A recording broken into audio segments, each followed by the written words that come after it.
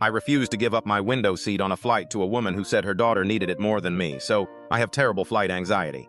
Not the cute kind where people get nervous during takeoff. I mean the kind where my hands shake while booking tickets. I've canceled vacations because I was too scared to get on a plane. The only thing that helps me is sitting by the window. I know it sounds stupid, but being able to see outside makes me feel in control.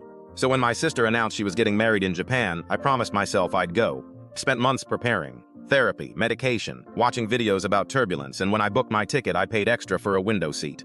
It wasn't cheap, but this wasn't just a seat, it was my safety net. The day finally came. I was terrified. My heart was racing when I sat down. But after looking out the window for a few minutes, I started to calm down. Then right before takeoff, a woman stopped beside my row. She smiled and asked, "Would you mind switching seats with my daughter?" I asked where they were sitting. Middle seats, near the back. I apologized and said I really needed this seat. That's when she told me her daughter had autism and got anxious during flights. I looked over. The little girl looked completely calm, headphones on, watching cartoons. I felt awful, but I also knew I needed this seat, so I explained my anxiety. The woman immediately rolled her eyes. Then she said, "You're an adult." That hurt more than I expected. Like, adults aren't allowed to be scared. I politely said no again, and suddenly she got loud.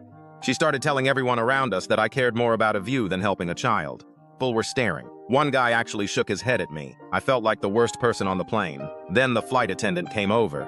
She listened to everything and asked the woman, "Did you book window seats?" The woman hesitated, then admitted she didn't. Booked the cheapest seats and hoped someone would switch. The flight attendant nodded, then told her nobody was required to give up seats they paid for. The woman called me selfish and finally sat down. The craziest part?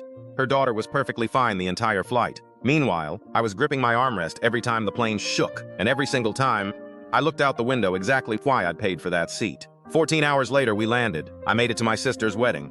I conquered one of my biggest fears, but honestly, I still wonder if everyone on that plane thinks I was the bad guy.